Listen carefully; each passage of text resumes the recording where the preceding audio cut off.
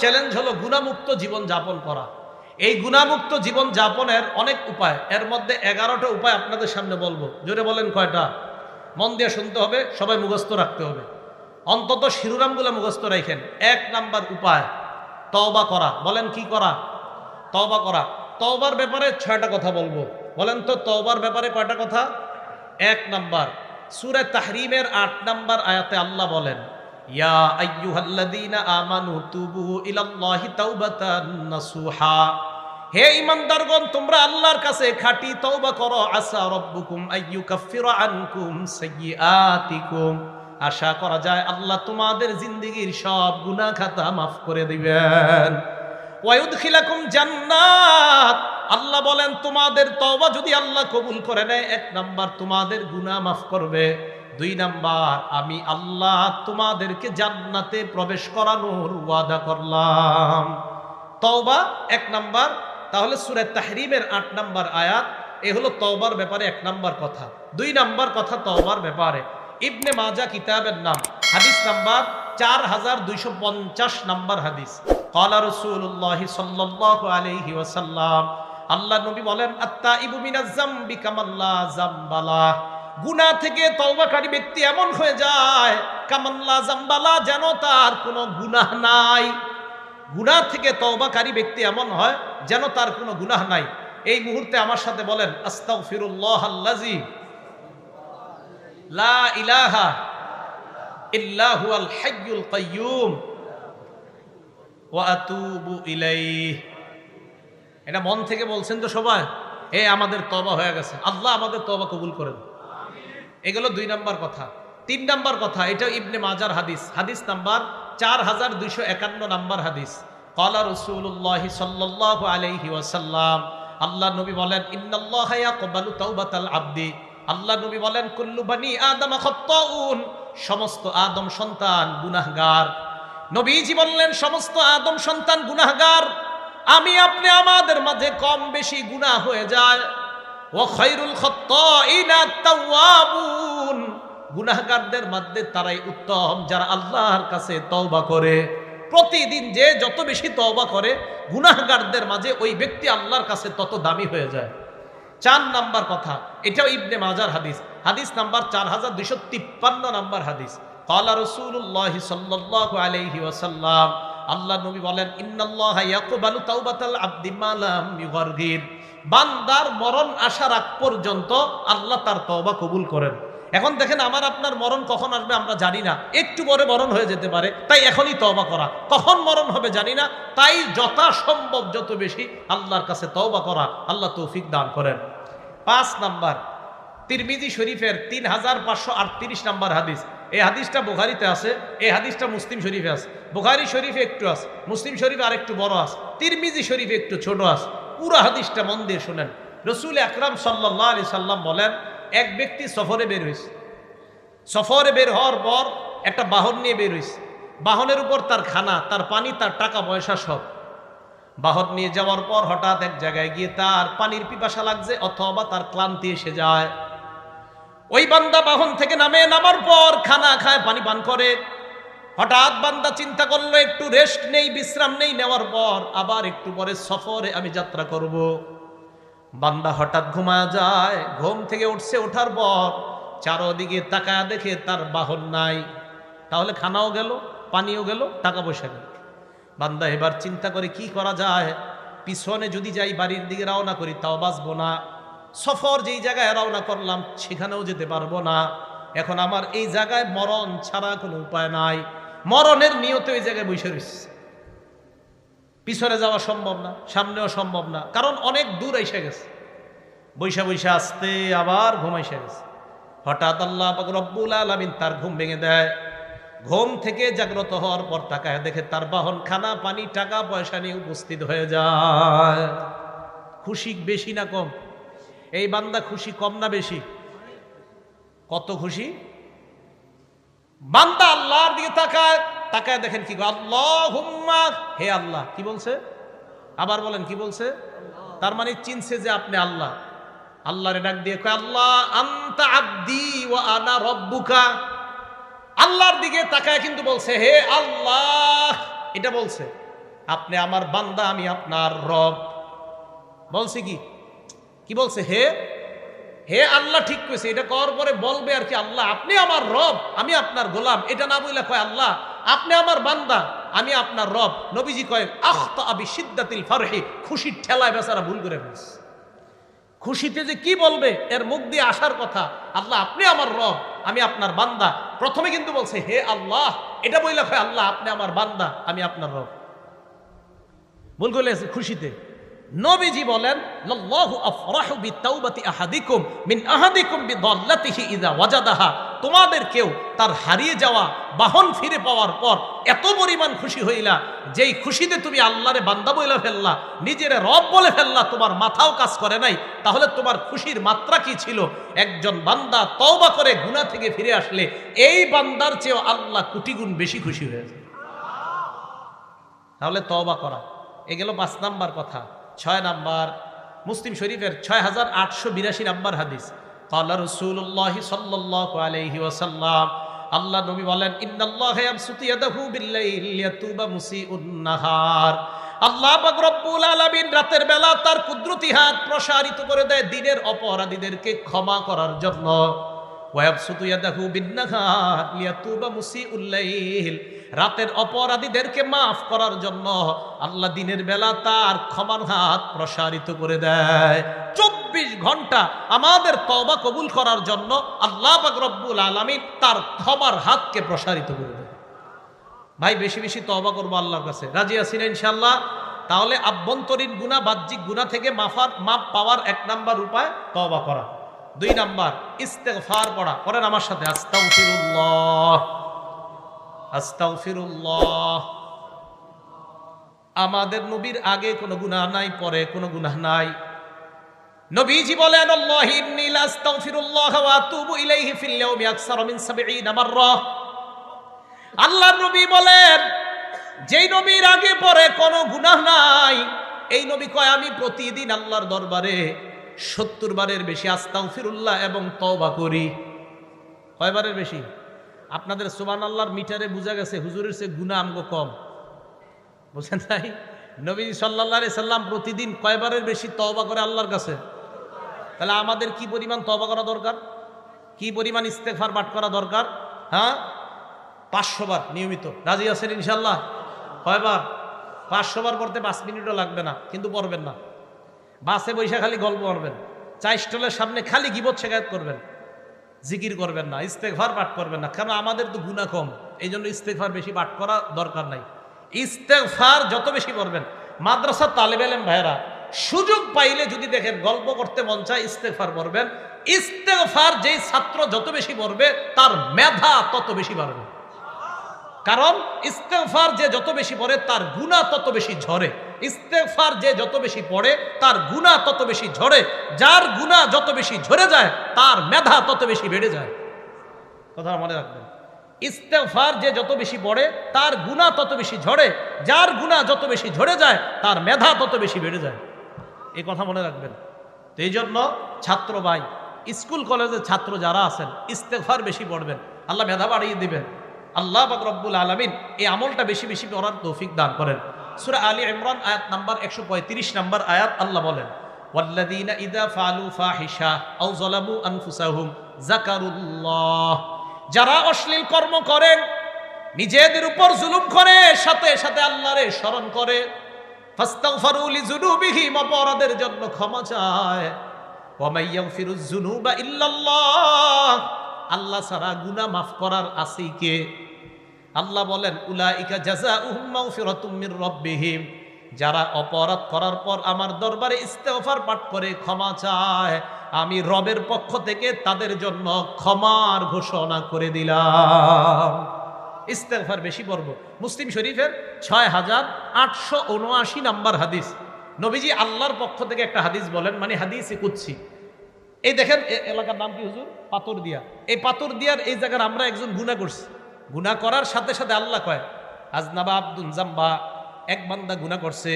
গুনাহ করার পর ওই বান্দা আল্লাহকে বলছে আল্লাহুম্মা গফিরলি জামবি, আল্লাহ তুমি আমার গুনাহ মাফ করে দাও। বলেন তো একটু আল্লাহ, আল্লাহ তুমি আমার গুনাহ মাফ করো। এ দেখেন কি বলে আল্লাহ, আল্লাহ এটা শুনে কয় কি, আজনাবা আব্দি জাম্বা, এই আমার বান্দা গুনাহ করছে, গুনাহ করার পর ফাআলিমা আন্না লাহু রাব্বা, আমার বান্দা জেনেছে তার একজন রব আছে আল্লাহ।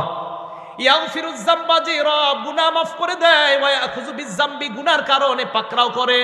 আমার বান্দা জানে তার একজন রব আছে যে রব গুনাহ মাফ করে, তাই তো বান্দা আমাকে বলছে আল্লাহ তুমি আমার গুনাহ মাফ করে দাও। আমার বান্দা জানে তার রব আছে, তাই আর কারো কাছে মাফ চাইনি, রবের কাছে চাইছে। এটা বলার পর আল্লাহ কয় সুম্মা আদা ফাআজনাবা, বান্দা গুনাহ থেকে মাফ চাওয়ার পরে আর গুনাহ করে না। ইবলিস আবার গুনাহ করায় ফেলছে, গুনাহ করার পর আবার কয় রব্বি ইগফিরলি, মাবুদ মাফ করো। আল্লাহ কয় আলিমা আব্দি আন্না লাহু রাব্বা, আমার বান্দা জানে তার একজন রব আছে, ইয়াগফিরুজ যামবা, গুনাহ মাফ করে দেয়, ওয়া ইয়াখুযু বিযামবি, গুনাহের কারণে পাকড়াও করে, তাই আমারে ডাক দিয়ে কইছে আল্লাহ মাফ করো। আল্লাহ কয় সুম্মা আদা ফাআজনাবা, বান্দা আবার গুনাহ করছে, শয়তান করায় ফেলছে, আবার আমারে ডাক দিয়ে কয় রব আমারে মাফ করেন। আল্লাহ কয় আমার বান্দা বারবার জানে তার একজন রব আছে মাফ করার মতো। সুবহানাল্লাহ। এক পর্যায়ে আল্লাহ কয় কদ গফারতু লাকা, বান্দা আমি তোমাকে মাফ করে দিলাম, আমি তোমাকে মাফ করে দিলাম। ভাই আমরা গুনার জন্য ইস্তেগফার বেশি বেশি কার দরবারে পাঠ করব? আল্লাহর দরবারে। গুনাহ মাফের 2 নাম্বার উপায় ইস্তেগফার পাঠ করা। নিয়মিত আমরা বেশি বেশি ইস্তেগফার আর তওবা করব, আল্লাহ তৌফিক দান করেন। 3 নাম্বার গুনাহ মাফের উপায়, বাংলাটা মনে রাখবেন। 3 নাম্বার উপায়টা ক্ষমা পাওয়ার আশায় আল্লাহর কাছে ক্ষমা চাওয়া। বলেন তো বাংলাটা, পাওয়ার আশায় আল্লাহর কাছে, না না বলিস, ক্ষমা পাওয়ার আশায় আল্লাহর কাছে বারবার ক্ষমা চাওয়া। বলেন কি বলছি? আল্লাহর কাছে বারবার ক্ষমা চাওয়া। হ্যাঁ, হাদিস দিচ্ছি, তিরমিজি শরীফের 3540 নাম্বার হাদিস, তিরমিজি শরীফের 3540 নাম্বার হাদিস। এই হাদিসটাও হাদিসই কুদসি, মানে আমাদের নবী আল্লাহর পক্ষ থেকে বলছে। আল্লাহ আমাদের আপনাদের সবাইকে ডাক দিয়ে বলে, ইয়াবনা আদম, হে আদম সন্তান, ইন্নাকা মা দাউতানি ওয়া রাজাউতানি, তুমি আমাকে যতবার আমার কাছে দোয়া করো, ক্ষমা পাওয়ার আশায় যতবার আমার কাছে দোয়া করো, গফারতু লাকা আলা মা কানা ফিকা ওয়ালা উবালি, ততবার আমি আল্লাহ তোমার গুনাহ মাফ করতে কারো পরোয়া করি না। ভাই পরোয়া করা কাকে বলে বলেন তো? আমি আপনাদের কাউরে বললাম, কেউ যদি এটা শোনাইতে পারে তারে 100 টাকা দিব। তো হুজুর বললো না দিয়েন না, আমি বললাম না আমি দিব, আপনার কি? এটারে বলে পরোয়া। আমি কারো পরোয়া করি না, আমি তারে 100 টাকা দিব। আল্লাহ বলে আমি আমার বান্দারে বানাইছি, ও গুনাহ করে যতবার ক্ষমা পাওয়ার আশায় আমার কাছে ক্ষমা চায়, আমি ওকে মাফ করবো। এখানে কার কি? আমি কারো পরোয়া করি না, কারো পরোয়া করি না। আল্লাহ মা কানা ফি। এরপরে আল্লাহ বলেন ইয়াবনা আদম, হে আদম সন্তান, লাউ বালাগাত যুনুবুকা আনানাস সামা, তোমার গুনাহ আকাশের চূড়ায় গিয়ে পৌঁছে গেছে, এত গুনাহ করছে। গুনাহ করার পর সুম্মাস্তাগফারতানি, আমার কাছে তুমি ক্ষমা চাও। দেখেন আল্লাহ কত মহান, এই পরিমাণ গুনাহ করার পর তুমি আমার কাছে ক্ষমা প্রার্থনা করছো। আল্লাহ কয় গফারতু লাকা আলা মা কানা ফিকা লা উবালি, এই আকাশ পরিমাণ গুনাহ তোমার মাফ করতেও আমি আল্লাহ কারো পরোয়া করি না। ভাই আল্লাহ আমাদেরকে মাফ করবে, আল্লাহ আমাদেরকে মাফ করবে, এই জন্য বারবার কার কাছে ক্ষমা চাওয়া? আল্লাহ। এবার কি কয় দেখেন, ইয়াবনা আদম, হে আদম সন্তান, লাউ আতাইতানি বিকরাবিল আরদি খতায়া, জমিনের বালু পরিমাণ গুনাহ যদি নিয়ে আমার কাছে উপস্থিত হয়ে যাও, জমিন পরিমাণ গুনাহ নিয়ে আসো, লা আতাইতুকা বিকরাবিল আরদি মাগফিরা, আমি আল্লাহ জমিন পরিমাণ ক্ষমা নিয়ে তোমার কাছে উপস্থিত হয়ে যাই। 3 নাম্বার গেল, মন দিয়ে শুনেন। 1 নাম্বার তওবা করা, 2 নাম্বার ইস্তেগফার পড়া, 3 নাম্বার ক্ষমা পাওয়ার আশায় বারবার ক্ষমা চাওয়া, 4 নাম্বার নবীজির আনুগত্য করা। বলেন কার আনুগত্য করা? দেখেন কি বলে আল্লাহ কয়, তোমরা যদি আমারে ভালোবাসো, আমরা আল্লাহরে ভালোবাসি, সবাই বলেন আমরা আল্লাহরে ভালোবাসি। আল্লাহ কয় তোমরা আমারে ভালোবাসো, আমরা বললাম হ্যাঁ। আল্লাহ বলেন তোমরা যদি আমারে ভালোবাসো, আমার নবীর আনুগত্য করো, আমি তোমাদেরকে ভালোবাসো। সূরা আলী ইমরান 31 নাম্বার আয়াত, আল্লাহ বলেন কুল ইন কুনতুম তুহিব্বুনাল্লাহ, নবী আপনি বলেন যদি তোমরা আল্লাহরে ভালোবাসো, ফাত্তাবিউনি, আমি নবীর অনুসরণ করো, ইউহিব্বুকুমুল্লাহ, আল্লাহ তোমাদেরকে ভালোবাসবেন। নবীর অনুসরণ করার অর্থ নবীর কর্ম পালন করতে হবে, নবীর কথাও মানতে হবে। বলেন নবীর কর্ম পালন করতে হবে, নবীর কথাও কি করতে হবে? মানতে হবে। এখন আসেন আমার সাথে বলেন, বলেন আমরা, বলেন আমরা নবীর সুন্নত মানি, সাহাবাদের সুন্নত মানি। জোরে বলেন আমরা নবীর সুন্নত মানি, সাহাবাদের সুন্নত মানি। ইবনে মাজাহ কিতাবের বলেন 42 নং হাদিসের দলিল অনুযায়ী আমরা নবীর সুন্নত মানি, সাহাবাদের সুন্নত মানি। কোন কিতাবের কয় নাম্বার হাদিস? 42 নাম্বার হাদিস। এই হাদিসে কি আছে? সাহাবা কয় নবীজি আমাদের সামনে বয়ান দিলেন, জারাফাত মিনহাল উয়ুন, এই বয়ানে আমাদের চোখ দিয়ে পানি বের হইছে। এক পর্যায়ে আল্লাহ নবী বলেন, সায়ারা ফিকুম ইখতিলাফান কাসীরা ফাসায়ারা ইখতিলাফান কাসীরা, আমার উম্মতের মাঝে একটা সময় আসবে প্রচুর মতভেদ দেখবা, তোমরা প্রচুর বিভক্তি দেখবা। তখন কি করবা? আলাইকুম বিসুন্নতি ওয়া সুন্নাতিল খুলাফাইর রাশিদিন আল মাহদিয়িন, তখন তোমরা আমার সুন্নত, আমার হেদায়েত প্রাপ্ত খুলাফায়ে রাশিদার সুন্নত আঁকড়ে ধরবা। তামাসসাকু বিহা আদ্দু আলাইহা বিন নওয়াজিস, মারির দাঁত দিয়ে আমার সুন্নত এবং আমার হেদায়েত প্রাপ্ত সাহাবাদের সুন্নত আঁকড়ে ধরবা। জুমার দ্বিতীয় আজান হযরতে উসমানের সুন্নত। এই সুন্নত কেন পালন করি? নবীজি ইবনে মাজার 42 নম্বর হাদিসে বলছে, আমার সুন্নত পালন করো, সাহাবার সুন্নত পালন করো। তারাবি 20 রাকাত যদি বলেন ওমরের সুন্নত কেন পালন করি? নবীর ইবনে মাজার 42 নম্বর হাদিসের বর্ণনা অনুযায়ী নবী বলছেন, আমার সুন্নত পালন করো, সাহাবার সুন্নত পালন করো। হযরতে ওমর খোলাফায়ে রাশেদার একজন সাহাবা, হযরতে ওসমান খোলাফায়ে রাশেদার একজন সাহাবা।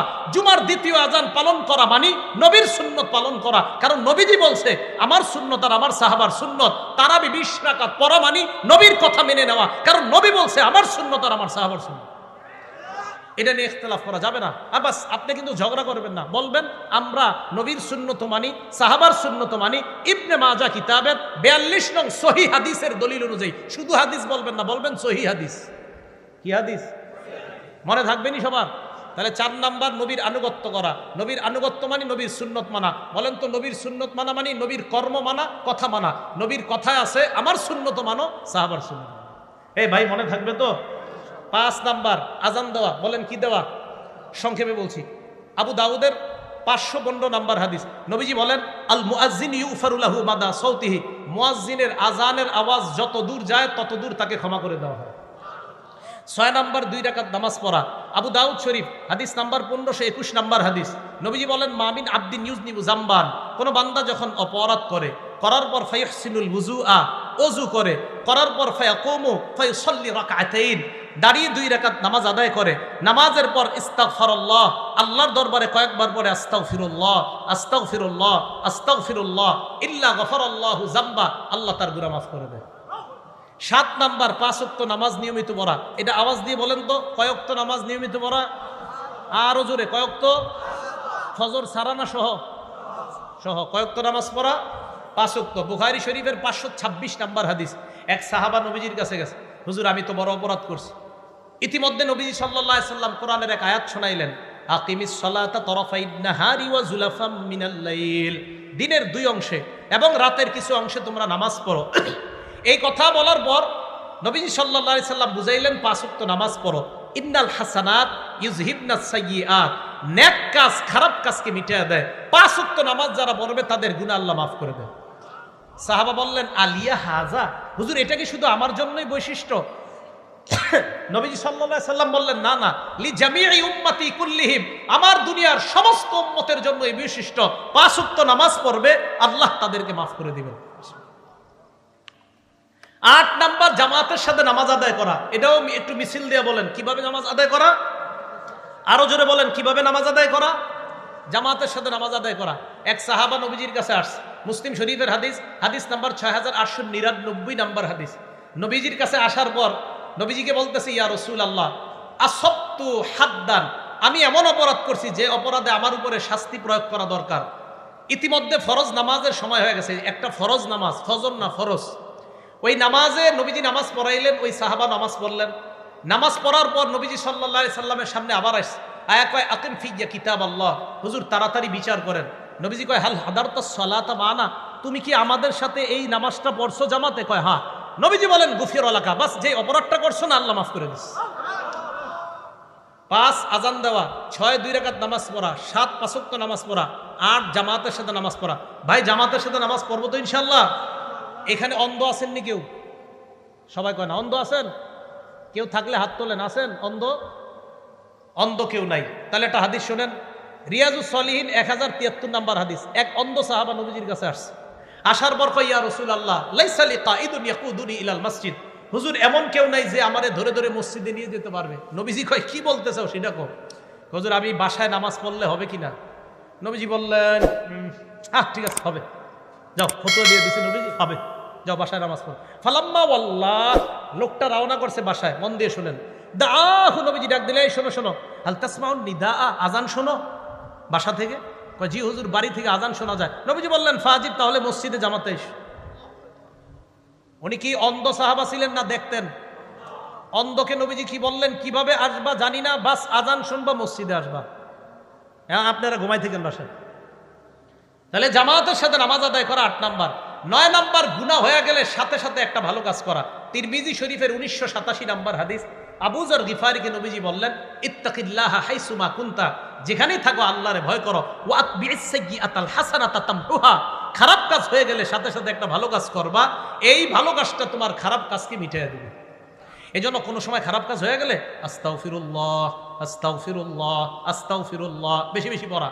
10 নাম্বার, জিকিরের মজলিসে বসা। এই যে আপনারা এখন জিকিরের মজলিসে আছেন, বুখারী শরীফ হাদিস নাম্বার 6408 নাম্বার হাদিস, নবীজি বলেন ইন্না লিল্লাহি মালাইকাতান ইয়াতুফুনা ফিত তুরুক, আল্লাহর একদল ফেরেশতা আছে আপনাদের সামনের রাস্তায় ঘুরে। ইয়াতুফুনা ফিত তুরুক ইয়ালতামিসুনা আহলা যিকরি, কোথায় আল্লাহর দ্বীন সম্পর্কে আলোচনা হয় এমন মজলিস খুঁজে। ফাইদা ওয়াজাদু কওমান ইয়াজকুরুন আল্লাহ, তারা আপনাদেরকে পাইছে যে আপনারা আল্লাহর দ্বীন সম্পর্কে আলোচনা শুনতেছেন, করতেছেন এবং আরো হবে। তানাদাউ হালুম্মু ইলা হাজাতিকুম, এই রাস্তার ফেরেশতা অন্যান্য রাস্তার ফেরেশতাদেরকে ডাইকা নিয়ে এসে কয় হালুম্মু ইলা হাজাতিকুম, আরে কোথায় গুরু, এখানে আসো। পাথর দিয়া দারুল উলুম মাদ্রাসার মাঠে একটা দল পেয়ে গেছি আমরা, আসো। ফায়াহুফুনাহুম বিআজনিহাতিহিম ইলাস সামাঈদ দুনিয়া, পুরা মাঠটাকে ফেরেশতারা বেষ্টন করে, একজনের কাঁধের উপর আরেকজন, আরেকজনের কাঁধের উপর আরেকজন, এইভাবে আল্লাহর আসমান পর্যন্ত ফেরেশতাদের একটা সারি চলে গেছে। আল্লাহ কয় মাজা ইয়াকুলু ইবাদি, আমার বান্দারা কি বলে? তো ফেরেশতারা বলে ইউসাব্বিহুনাক ওয়া ইউকাব্বিরুনাক ওয়া ইউমাজ্জিদুনাক ওয়া ইয়াহমাদুনাক, আল্লাহ এরা সুবহানাল্লাহ বলে, এরা আলহামদুলিল্লাহ বলে, এরা আল্লাহু আকবার বলে, এরা আপনার বরত্ব বর্ণনা করে। আল্লাহ কয় হাল রাউনি, দেখছে আমাকে? কয় না মাবুদ, দেখে নাই। আল্লাহ পাক রব্বুল আলামিন বলেন কাইফা লাউ তামজিদা ওয়া তাহমিদা, দেখলে আরো বেশি বেশি তাসবিহ পাঠ করতো, আরো বেশি বেশি ইবাদত করতো। আল্লাহ কয় কি চায়? কয় জান্নাত চায়, জাহান্নাম থেকে বাঁচতে চায়। শেষে আল্লাহ বলে ইশহাদু আন্নী কদ গফারতু লাহু, সাক্ষী থাকো, এই পাথর দিয়া মাদ্রাসার মাঠে আজকে যারা বয়ান শুনতেছে এবং শুনবে, শেষ পর্যন্ত থেকে বাসায় যাবে, আমি তাদেরকে মাফ করে দিলাম। 11 নাম্বার, আল্লাহর জিকির করা। কি করা? আল্লাহর জিকির করা। তিরমিজি শরীফ 3375, তিরমিজি শরীফ 3377, বুখারী শরীফ 6407, বুখারী শরীফ 6405, মুসলিম শরীফ 1239 নাম্বার হাদিস। সবগুলা জিকির সম্পর্কে আল্লাহ রাসূল সাল্লাল্লাহু আলাইহি সাল্লাম বলেন মাসালুল্লাযী ইয়াজকুরু রাব্বা ওয়াল্লাযী লা ইয়াজকুরু রাব্বা, আমরা দুইজন এক ঘরের মধ্যে আছি, উনি জিকির করে, আমি জিকির করি না। ওনাকে আল্লাহ রাসূল বললেন মাসালুল হাইয়্যি ওয়াল মাইয়িত, উনি জীবিত ব্যক্তির মতো, আমি মরা ব্যক্তির মতো। নবীজি সাল্লাল্লাহু আলাইহি সাল্লাম বলেন মান ক্বালা ফিল ইয়াউম সুবহানাল্লাহ ওয়া বিহামদি মিআতা মাররা, একটু বলেন সুবহানাল্লাহ ওয়া বিহামদি।